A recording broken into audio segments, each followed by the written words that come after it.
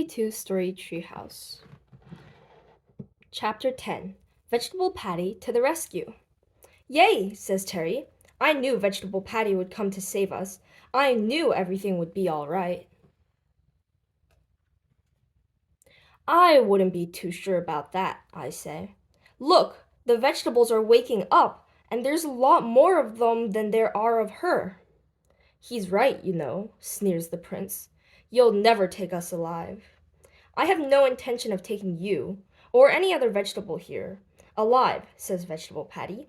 Prepare to be sliced, diced, packed into plastic snap-lock sacks, and snap-frozen in my portable freezer. She slices. She dices. She chops and lops and bops. She crashes. She mashes. She cuts off carrot tops. She punches. She crunches. She grabs and jabs and stabs. She chops. She whomps. She makes vegetable kebabs. She kicks. She flicks. She whacks and cracks and smacks. She crushes. She mushes. She stuffs them into sacks. Vegetable Patty puts the last of her resealable bags into the freezer and releases us from the pot of near-boiling water. Thank you for coming to my rescue, VP, says Mr. Big Nose. It's so good to have an author I can rely on. Not like these two clowns. That's not very nice, says Jill. Andy and Terry did their best. Well, their best wasn't good enough, says Mr. Big Nose. But then Patty is a vegetable fighter, I suppose. And a revegetarian. A revegetarian? Says Terry. What's that? Is it like a vegetarian? Sort of, says Patty. I mainly eat vegetables, but it's not because I like them. It's to get revenge on them for the misery they caused me as a child. Tell me about it, I say. My parents used to make me eat vegetables all the time. It was awful. Eat up your peas, Andy. I love peas. At least you only had to eat them, says Terry. My parents made me drink them. Vegetable smoothies 3 times a day. Drink up your cabbage smoothie, Terry darling. That's not what I meant, says Vegetable Patty. I don't hate vegetables because I had to eat them. I hate them because they killed my parents. Killed your parents? Says Jill. But how? It was like this, says Vegetable Patty, taking a deep breath. One day, when I was quite young, my parents took me to a country fair. We were admiring a display of giant overgrown vegetables when suddenly a freak storm hit and a strong gust of wind blew all the enormous vegetables loose from their moorings. They rolled off the stage and squashed both my parents as flat as pancakes. I vowed then and there to get revenge by devoting my life to killing and eating as many vegetables as possible. But vegetables taste horrible, I say. That's true, they do, says Patty, but the taste of revenge is sweet. They kind of cancel each other out. That's why I need you and your readers to help me in my crusade against vegetables by eating as many as you can. The faster we eat them, the sooner we'll wipe them from the face of the earth forever. Vegetable Patty says, eat your vegetables. Terry turns to me and whispers, I hate vegetables as much as anyone, but I don't hate them that much. Me neither, I say. Vegetable Patty's phone rings. What's that? She says. Your children are refusing to eat their vegetables? Don't worry, I'll be right there. She turns to Mr. Big Nose and says, I have to go. It's an emergency.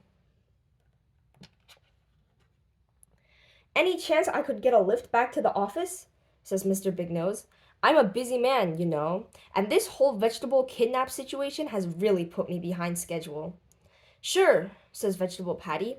My vegetable-powered revenge mobile is parked right outside, but there's only room for 1 passenger. That's okay, says Mr. Big Nose, waving his arm dismissively at us. They can find their own way home. Well, I say, Our work here appears to be done. Let's go. Remember, it's your turn to be the horse, says Terry. Let's not bother with the horse, I say. Let's take the tram instead.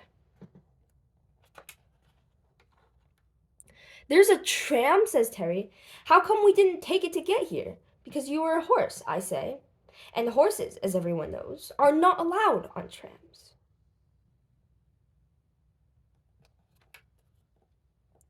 The tram arrives, and even though it's a bit crowded, we manage to find a seat. All aboard, says the conductor, and off we go.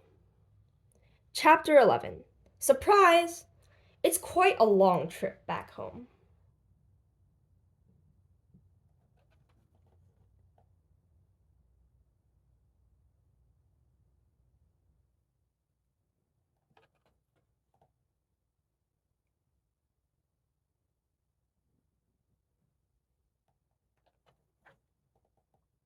Finally, we arrive at Jill's stop. She gets off and we wave goodbye.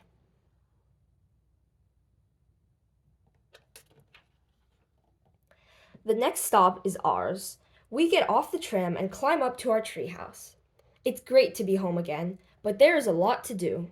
There are sharks to feed, watermelons to smash, waves to surf, chainsaws to juggle, rocking horses to race, and make your own pizzas. Don't make themselves, you know. So, says Terry, as we float around in our see-through swimming pool, that all worked out pretty well. Yeah, except for one thing, I say. What? Says Terry. Except that today is my birthday and you completely forgot about it. Today's your birthday? Says Terry. You should have just told me. I just did, I say, but I shouldn't have had to. You should have remembered. That's what friends do. I'm sorry, says Terry, but before I met you, I'd never had a friend, and I've never had a birthday, so I didn't know. You've never had a birthday? I say. Why not? My parents thought they were too dangerous, says Terry. All the things that make birthdays dangerous, according to Terry's parents.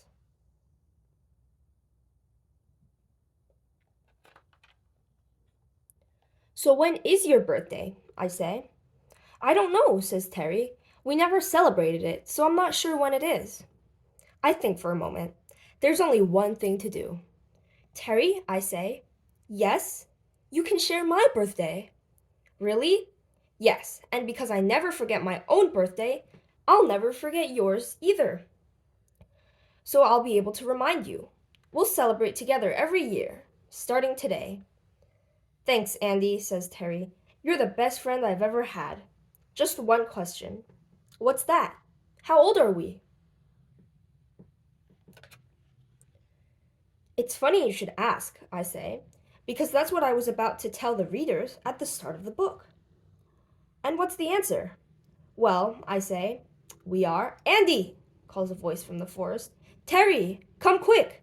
That's Jill, I say. And it sounds like she's in trouble, says Terry. I hope it's not more vegetable trouble, I say.